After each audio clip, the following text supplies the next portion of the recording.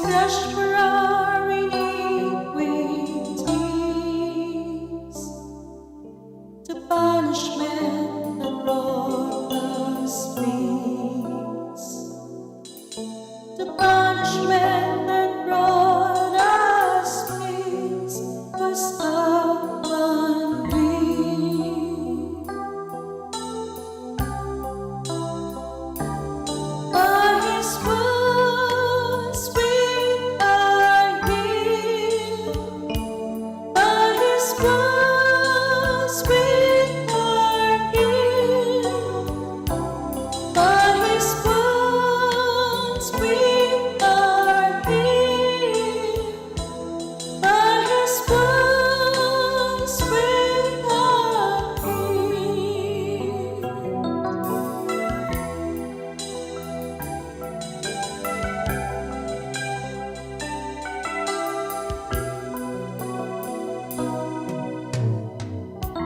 Surely He took up our infirmities and carried our sorrows. Yet we consider Him stricken by God, smitten by Him and afflicted. But He was first for our transgression. He was crushed for our iniquities. The punishment that brought us peace. The punishment that brought us peace was upon Him.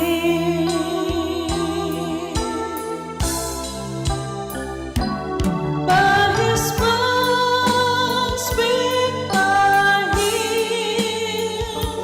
By His wounds we are healed. By His wounds we are healed. By His wounds we are healed. By His wounds we are healed. By His wounds we are healed. By His wounds we are healed. By His wounds we are healed.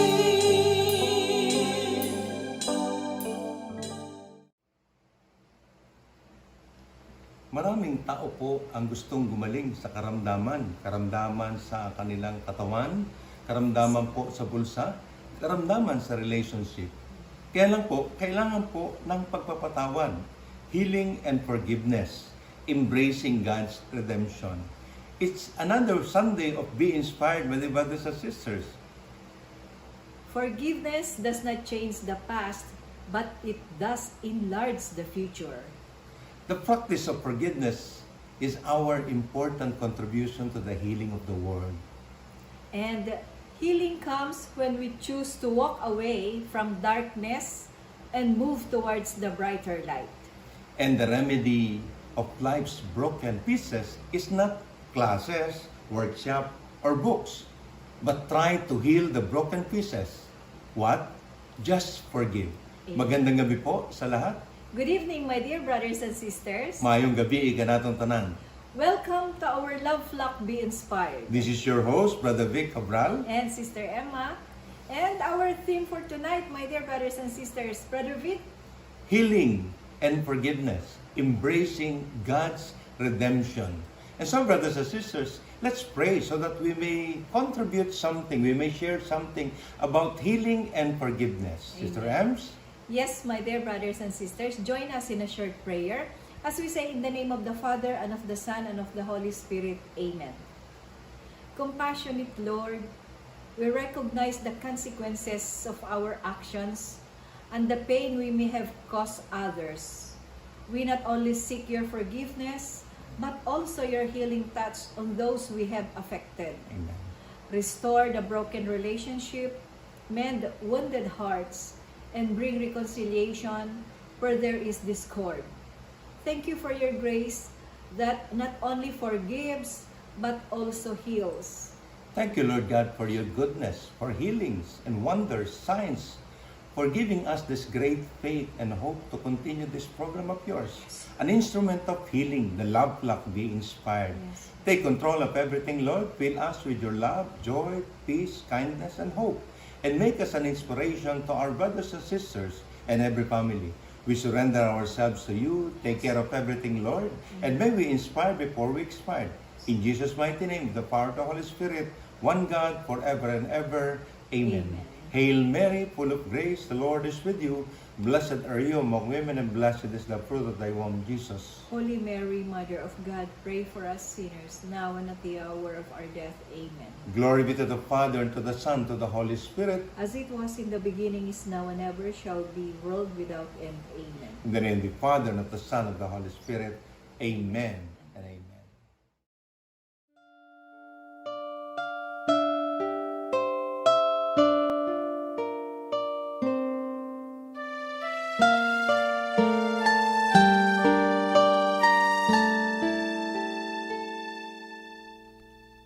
Kain mo kami patungo sa Ama, ilapit sa iyong anak na si Jesus. O Maria, ikaw ang dakilang ina, kaya't katulad ng pagbati ng mga anghel, Aba, Ginoong Maria, napupuno ka ng grasya, ang Panginoon ay sumasayo. Bukod kang pinagpala sa babaeng lahat, at pinagpala naman ang iyong anak na si Jesus. Santa Maria, Ina ng Diyos, ipanalangin mo kami makasalanan, ngayon at kung kami mamamatay.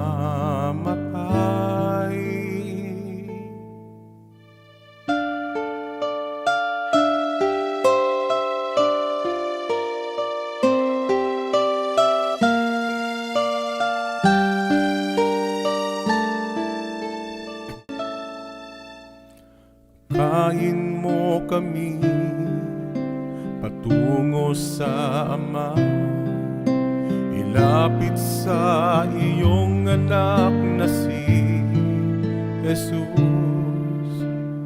O Maria, ikaw ang dakilang ina, kaya't katulad ng pagbati ng mga anghel, Aba, Ginoong Maria, napupuno ka ng grasya, ang Panginoon ay sumasayo. Bukod kang pinagpala sa babaeng lahat, at pinagpala naman ang iyong anak na si Jesus. Santa Maria, Ina ng Diyos, ipanalangin mo kami makasalanan, ngayon at kung kami mamamatay. Amen. Amen.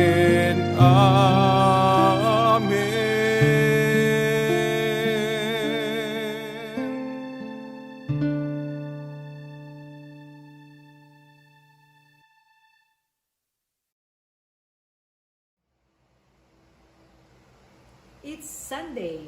Be inspired, Brother Victor. Amen. Our theme for tonight, my dear brothers and sisters, is healing and forgiveness, which is very important for our healing physically, emotionally, and above all spiritually. Embracing the God's redemption. In a world filled with brokenness and pain, forgiveness stands as a beacon of hope, offering liberation to the wounded soul. Let us draw inspiration from the timeless wisdom of the Word of God, and the transformative power of God's love. Saan po ba nanggagaling ang pagpapatawad? Hindi po ba sa ating Panginoon? Kaya nga meron pong Word of God na patatawarin tayo kung tayo po ay nagpapatawad. Amen. Di ba? Magpatawad ka upang patawarin tayo ng Diyos Ama natin sa langit. Amen. Alam niyo po, di ba sa sisters, ang mundo po ay punong-puno ng sugat. Punong-puno ng pains, brokenness. Why? It is because of unforgiveness. Yun po yung sabi nga ni Mother Teresa, nung in-interview po siya, ano po ang napakaganda at napakahalaga na maiko-contribute po natin sa mundo? Ano po ang sagot po ni Mother Teresa? Go home and love your family. Love is forgiveness. Siguro, Sister Ems, wala namang forgiveness kung walang love eh. So, kaya nga, yun ang sabi, let us draw inspiration from the timeless wisdom of the Word of God. And Word of God is God itself. Makikita natin doon sa mga pagbabasa natin ng mga salita ng Diyos, hindi po ba unti-unti natutunaw or sabi natin, yung matigas natin puso lumalambot? Why? Because of God's love. Kaya nga yun yung uunahin po natin na punto para po dito sa healing and forgiveness is God's forgiveness itself. Amen. Yung God's forgiveness po kasi hindi natin, ang hirap po kaya magbigay kung wala ka. Amen. Di ba? It's hard to give which we do not have. Kung ikaw hindi nakatikim ng pagpapatawad, mahirap ka rin magpatawad. Punong-puno ka ng galit, punong-puno ka ng hinanakit, punong-puno ka ng inis sa mundo. And sometimes may mga tao po, mas sa sarili niya, galit eh. Hindi di ba? mapatawad siya. Oo, yun ang isang ano. Amen. Ano sabi sa scripture, Sister Ems? In Colossians chapter 3 verse 13 says, bear with each other and forgive one another. If any of you has a grievance against someone, forgive as the Lord forgive you. Ito yung maganda. Forgive as the Lord forgave us. You, me, tayo po. Yun yung sinasabi natin kanina na mahirap magbigay kung wala ka. Paano po tayo, di ba? Kaya nga ang hamon paano yun nasaktan ako paano yun, winasak niya ang buhay ko dahil sa kanya, nagkaganito ako Alam niyo kapatid, sa totoo lang, kung magdodwell tayo doon sa pait, sa galit, sa inis, yun yung sinasabi po natin nabubuhay sa kahapon. Di ba? If we are living with yesterday, you cannot go tomorrow. And especially, you cannot work on this day. Hindi ka maka-move on. Yeah, sa totoo lang. Ang journey po natin sa ating pong buhay, my brothers and sisters, especially po, gusto po natin maging masaya, gusto po natin maging malaya ang ating buhay. Number one is forgiveness. Kailangan mismo malinis ang ating puso and it starts from forgiveness.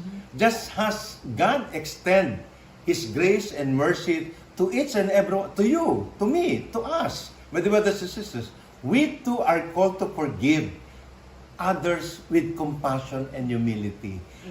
Kasi ang magpatawad, kailangan ng kababaan ng loob. Oh. Di ba? Lalo na kung nasaktan ka, strength, di ba? Paano ko ba i-explain? Parang lately lang yun, Brother Vic, Okay. I will not mention names. Na-experience, not exactly ako, siguro kay Brother Vic. Pero naobserbahan ko po yun, totoo po yun. Humility is the key to forgiveness. Yeah, kung wala kasi yan, ang hirap. Pero siyempre, pag nasaktan ka, iiyak ka kapatid Sa totoo naman iiyak ka, masasaktan ka. Sa Bisaya, merong pagdumot, resentment.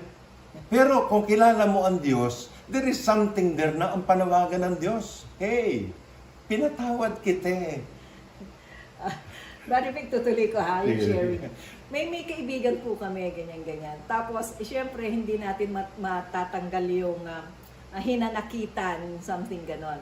Eh ngayon po, parang si Brother Vic, babanggitin ko lang si Brother Vic. Si Brother Vic po may nagsabi sa kanya na, sige na Brad, ikaw na ang mag-move. Kasi sabi niya, sige pag-pray ko. So, naririnig ko yan, sabi ko, Lord, send your spirit kay To Brother Brother Vic, the spirit of humility, para magawa niya. True enough, my dear brothers and sisters, with the prayers, natanggap ni Brother Vic, nagpakumbaba siya. And then, after that, gumanda ang relationship pa ng isa't isa. What is the solution? It's not a secret. Hindi po sekreto yun. There are things that everybody say, accept it. Accept it. Tanggapin mo yun. But there are things even your mouth said that you have accepted it. Tinanggap mo to. But deep inside in your heart, hindi mo ma-accept it. And what is the next solution? Surrender. Surrender. When we raise our hands, my dear brothers and sisters, and we surrender, God can take over. The Holy Spirit can take over. Amen. Pero until na ikaw, hindi ka sumusurrender, and surrender is humility. Amen. And that is humbleness. And when we take humility, my dear brothers and sisters, mabubuhay ang Espiritu. Doon po yung lagi ko po kinikwento, siguro tatandaan po ng iba ito, na para po matanggap natin yung gifts of the Holy Spirit. Ano yung mga gifts of the Holy Spirit? Prophecy, wisdom, healing, miracles, speaking the word of God. Para po magbunga ito sa atin, we need first to live with the fruits of the Holy Spirit. The love, the joy, the peace, the kindness, the forgiveness, di ba? Humility, understanding, self-control, sama-sama na po yun, my dear brothers and sisters. Ako, I thank God, I have my wife keep reminding me. Alam mo yun, yung minsan may mga panawagan sa atin ng Panginoon eh. Sa totoo lang, a man lose a prayer, it will be the end. Prayer is one of our what to call this, it's not weapon, kundi ang ating kasama. Ang banggit mo doon kanina, the beacon of hope. The beacon of hope. Second point, my dear brothers and sisters, release from bondage. Paano? Kasi may bondage eh. Kasi mayroong parang nakatali ka.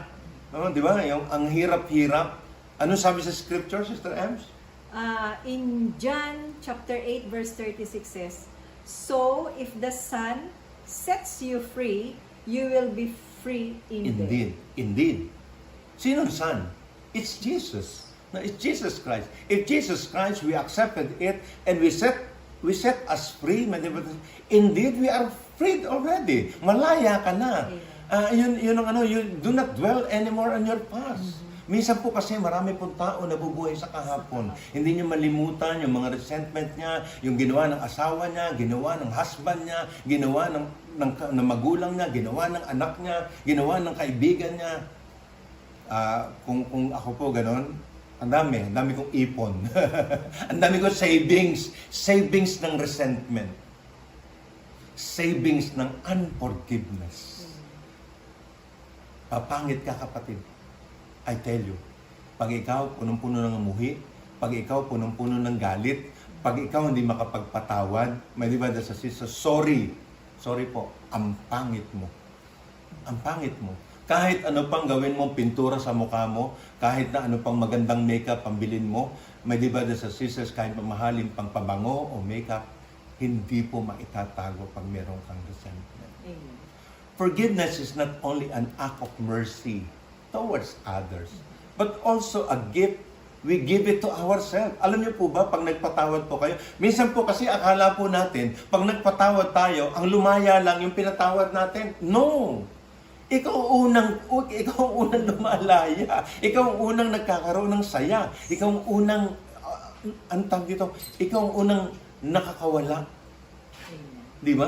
Nakabilanggo ka dati dahil sa resentment mo, sa galit mo. By releasing the chain of bitterness, resentment, we experience true freedom. Liberation from burden of the past. Ako, siguro, alam ni Sister Emma yun eh. Hindi ako nabubuhay sa kahapon. Yung tapos na sa akin. Sabi ng ano ko, sabi nung anak ko ba yung nagsabi nun, o kaibigan ko, yan ba tao na yan? Ang tagal-tagal na, ang dami ng ginawang kalukuhan sa'yo. Hindi ka pa rin nagsasawa sa kanya. Sige ka pa rin yung entertain sa kanya. Sabi ko, yun ang turo ng Panginoon. Di ba? Si Judas nga, pinatawad ng Panginoon. Si Peter, ilang beses nagkamali, pinatawad ng Panginoon. Ikaw at ako, kapatid ko, maski ilang beses tayo nagkamali, lumapit lang po tayo sa ating Panginoon. Amen. Patatawarin po tayo ng ating Panginoon. You know, when forgiveness comes, when we give forgiveness, and we receive forgiveness, number 3 is healing of soul. Ang misa kasi akala natin body lang ang importante. Ang body po nabubulok. Ito po, tingnan niyo, sinyo na, kulubot na po. Kulubot na po. Wala na po yung ano yun, sa Bisaya, hamis, yung kinis ng mukha. Physical yan eh. Pero ang soul po, gumaganda na gumaganda. At pag ang gumanda po ang soul po natin, pati po mukha po natin, pati po yung physical natin, sumusunod po siya. Ano sabi sa scripture, sa healing of soul, Sister Ems? A healing for the soul, in Psalm 147, verse 3 says, He heals the brokenhearted and binds up their wounds. Yung sugat po, pinagagaling ng Panginoon yan. Kailan yun, Sister Ems? Last Wednesday yata, Thursday, na nagkasugat. Wednesday, nagkasugat yung aking, sa sobrang pagmamadali, kasi magsisimba ng Wednesday, pati po yung aking mole na ahit ko, nagkasugat. No, di ba? So, panayang prayer ni Sister Emma, pray over, no? Yun yung sinasabing, it binds the wounds. When we forgive, my dear brothers and sisters, ang soul po natin, no? Ang broken-hearted po natin, gumagaling po yun. At yung sugat po natin, wala na, peklat na lang. Di ba? Yun na lang ang makikita mo eh. Because forgiveness is a sacred journey of healing the soul. Yun po yung napakaganda. Pag ang tao po lagi mapapatawad, my dear brothers and sisters, lagi pong magaling po yung ating pong kaluluwa. Amen. As we extend our forgiveness, we allow God to heal. Healing graces to mend the wounds of our heart. Not only the person the person na pinatawad po natin, kundi tayo po mismo, yung wound sa ating heart. Alala ko tuloy yung na angiogram ako nung 2015 eh. Na i-relate ko tuloy yung hearts na mayroong wounds, no? Pero yung wound po sa heart na sinasabi po natin, pinag-uusapan po natin, ito po yung sugat. Pag hindi ka nagpatawad, ayaw gumaling. At marami pong nadadamay. It's restore us to wholeness and peace. My dear brothers and sisters, when we forgive. Marami tayong ganong karanasan, Sister Ems, di ba? Siguro nga po, kaya nga, ulitin ko, last episode natin last week, binanggit ko na to eh. Nung nag-simple celebration kayo ng classmate mo, bakit daw ang bata-bata ng itsura mo? Bakit ba? Sister Ems, sige daw. Bakit ba? Brother Vic, pinagdudugtong-dugtong ko. From the time na we joined the renewal, nagkaroon ng deeper relationship with God. Na number 1 is forgiveness. Kasi syempre, nung kabataan natin, maraming hinanakit, maraming sama ng loob. Oo, sama ng loob.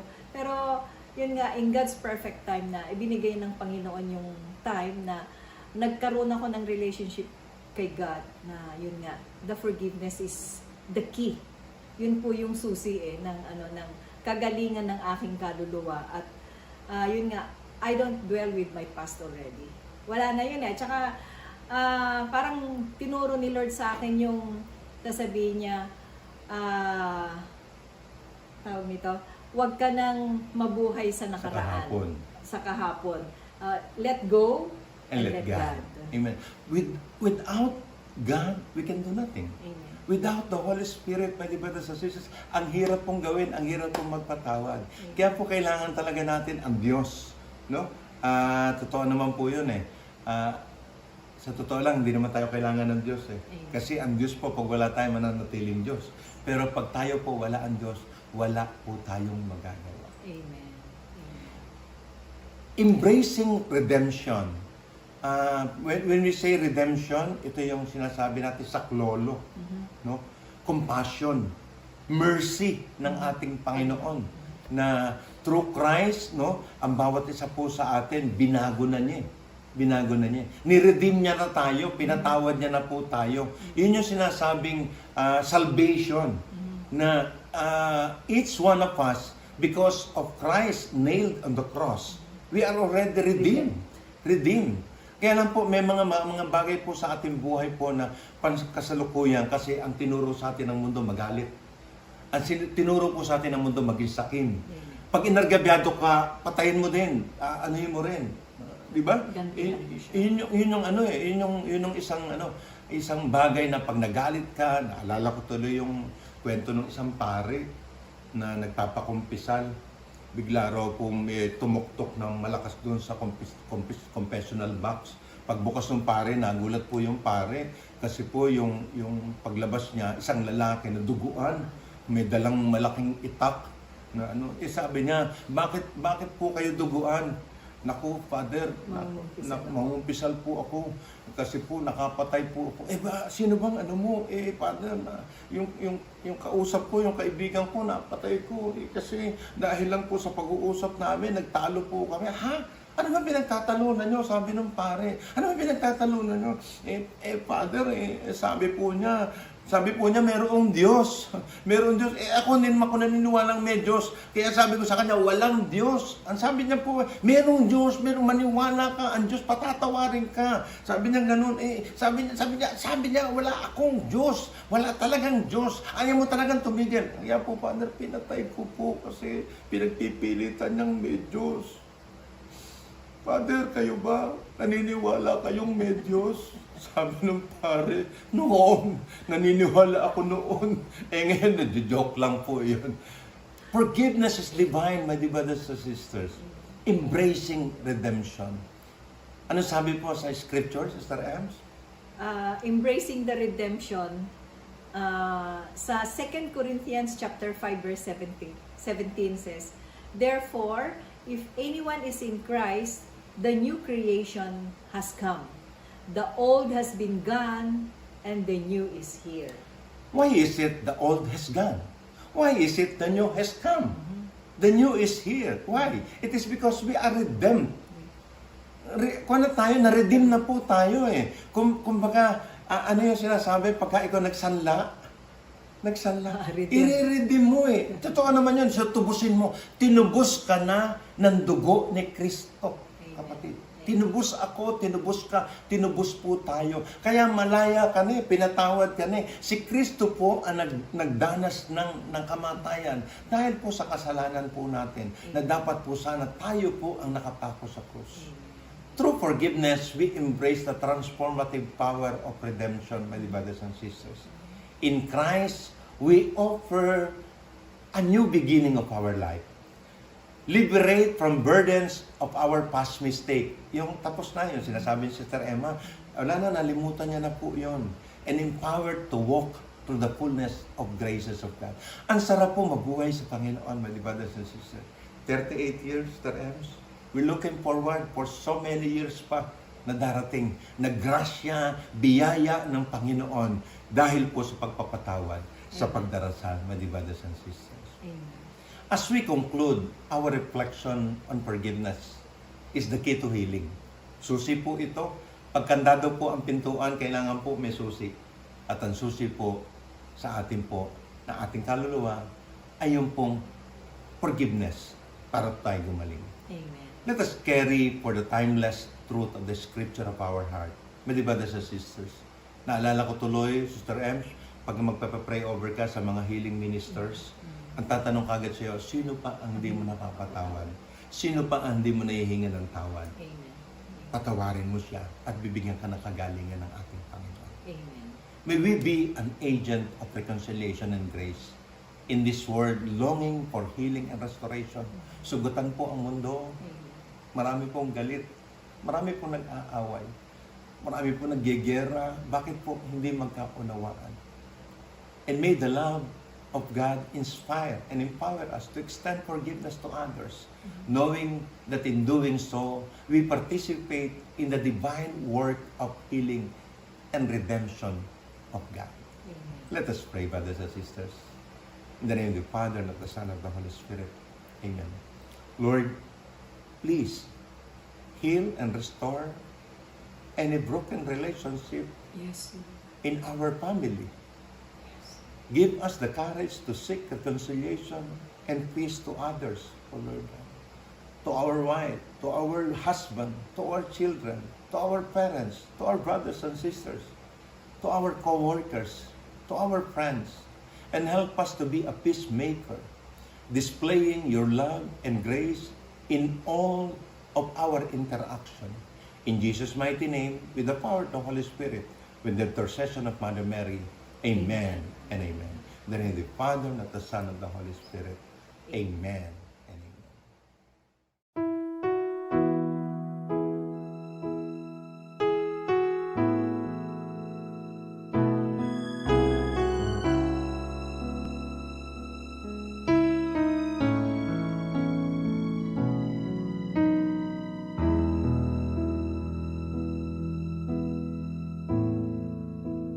Father, I have sinned. Help me find my way. Remember not my sin. Just let me hear you say,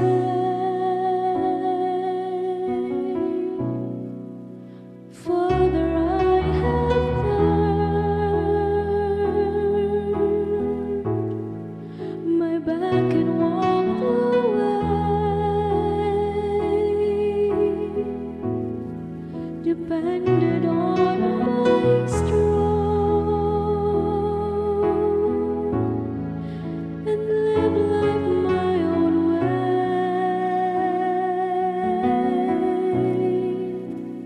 I forgive you. I love you. You are mine. Take my hand. Go in peace. Sin no more, beloved one. Father, I have lost my heart to those in need, though only for myself, a victim of my greed.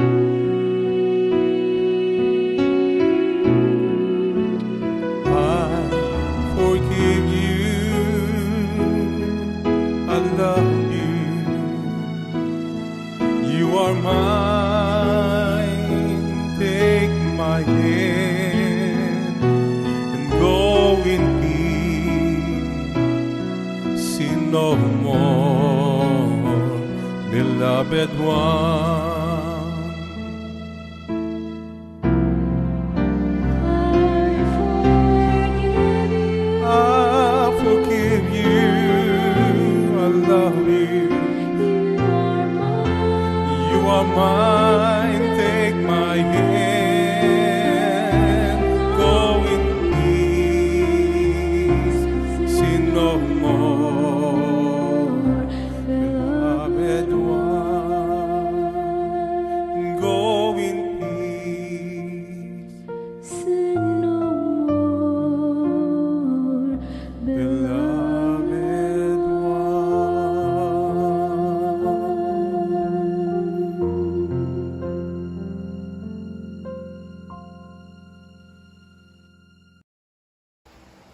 My dear brothers and sisters, forgiveness is the key to healing. Marami po ang sugatan, marami po ang may karamdaman. Minsan, pinagbibintangan natin yung mga kinain natin, which is some point, tama naman. Tama naman po. Pero madalas kung tayo po ay renewed, kung tayo po kilala natin ang ating Panginoon, lahat naman po tayo mawawala rito sa mundo. Lahat po tayo mamamatay. Pero ang mahalaga pong kagalingan ay kagalingan po ng kaluluwa. Hindi lamang po physical. Marami po sa ating mga kapatid, ang mga parents, no, mga children, siblings, relatives, merong mga kailangan ng healing of relationship. No? Ipagdasal po natin sila. May mga tao po na naguguluhan na, hindi nahihirapan na, pati po yung init po ng panahon ngayon, hindi na nila maintindihan, nagagalit na sa mundo. No? Pagdasal po natin sila. For those family na husband and wife, gusto na mag-separate, parents and children, di magkaintindihan, pagdasal po natin, ating mga kapatid. Mga tao pong nagugutom, mga tao pong may mga pangangailangan, mga tao po na sa bilangguan, especially po yung mga walang kasalanan. Mga tao po na nangangailangan ng hanap buhay, trabaho. Mga tao po na kailangan ng sa board exam, sa mga examination, nangangailangan ng safe travel, nangangailangan ng visa. Di ba, sa sisters? Bless po, pagdasal po natin sila. Yung mga tao po na wasak ang puso, hindi na alam, yung iba gusto makalaya sa kanilang addiction, drugs, gambling, social media. Yung mga tao po na may mga financial problem, let us lift them up. And ikaw po, tayo po ngayon na magkakasama rito. Ano po ba nararamdaman mo? Ano po ba dinadala mo? Kapatid, i-lift up natin sa ating Panginoon yan. As we pray, in the name of the Father, the Son, the Holy Spirit. Amen. Lord, we lift up to you, brothers and sisters, our brothers and sisters. Lord, kung ano po ang kanila po mga dinadala, kung ano po ang kanilang mga problema sa kanila pong physical na pangangatawan, kailangan po ng healing, Lord, i-bless mo po sila. Sa relationship, ayusin mo po, Panginoon. Lord, yung mga nangangailangan ng trabaho, handugan mo po sila ng kanilang trabaho. Lord God, kiniklaim po namin ang lahat po ng ito, inaayos mo po ang lahat, O Panginoon Diyos. Gusto mo kalaya sa drug addiction, Lord God, sa gambling, Lord, i-bless mo po sila as we raise our right hand, Lord God. Thank you, Lord God, for proving us, Lord God. Lord, yung mga taong hindi makapagpatawad, Lord God, samahan mo po sila upang sila po ay makapagpatawad, O Panginoon. Yes, Lord, all these things, Lord God, we lift up to you and we pray in Jesus' mighty name. Amen and amen. Father, Son, Holy Spirit. Praise God, brothers and sisters. Still, maano po yung ating napakaganda ng ating episode. We hope and we pray na kami po nakapag-contribute ni Sister Emma sa inyo. Kaya po lagi po, every week po, tinitingnan po natin kung ano po yung dinidiscern po natin, pinagdadasal po natin, hingi tayo ng inspiration sa Holy Spirit kung ano yung mga dapat nating ihandog. And to tell you honestly, hesitant po kaming ito pong episode na to kasi isa po sa medyo delicate na episode po yung topic po or theme yung pong healing and forgiveness because marami pong taong hindi makapagpatawad. Kaya lang po, naranasan namin Sister Eme, magpatawad at humingi ng tawad. Di ba, this is sisters? The Love Flock Be Inspired would like to thank God for our brothers and sisters who join us in this episode, Healing and Forgiveness. Embracing God's Redemption. Salamat po sa walang sawa niyong suporta sa ating po mga donors, benefactors na ayaw pong magpalagay ng pangalan. No? Basta po ang Panginoon po bahala sa inyo. And mag-uumpisa na po ang ating pong Be Inspired sponsorship of our schooling. Para po sa susunod na pasukan po, mag-iipon po tayo ng mga notebooks, ballpens, pencils, mga gamit po sa eskwelahan. Tapos mag-umpisa po na po tayo ang ating Be Inspired Scholarship. Titingnan po natin kung paano po natin ito mapapangulan. Sino po gusto po mag-join? Gusto po mabiyayaan ng ating Panginoon? Ang pagbibigay po kasi isang biyaya. Ang generosity po kasi is a blessing. You want to be blessed? Be generous, my dear brothers and sisters. Para pong ilog, river. Kasi ang river po, dumadaloy ang tubig. Kaya ang river po, malinis lagi ang tubig. Kaya po, pag ang buhay po natin parang river, marunong tayo magbigay, meron pong darating po sa atin at ibibigay na naman natin. That's a river. Live a life of a river, my dear brothers and sisters. Be generous to our brothers and sisters. For those who want to support and donate, you can send us through our GCash 0993-415-1307. And meron po tayong BPay account 1309-0880-22 under Victor Cabral, the name of Brother Vic. We hope and we pray that we have inspired you. Sorry po, kung may nasabi kaming mali, baka po hindi kami nangiti. Minsan sinesenyasan po kami ng aming director. Pasensya na po kayo. Pero lagi po namin tinatandaan, director at saka po ni Sister Emma, we will inspire you before we expire. Thank you and God bless us all, brothers and sisters. In the name of the Father, and of the Son, and of the Holy Spirit. Amen and amen. Thank you, my dear brothers and sisters.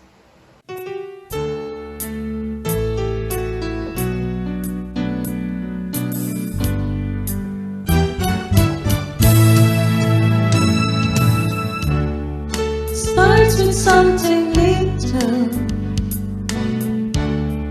it grows to something big. The words we heard and listened to, and all that He revealed,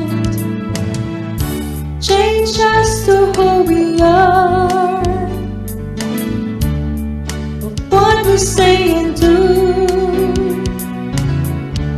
Fill us with the Spirit and made us something new.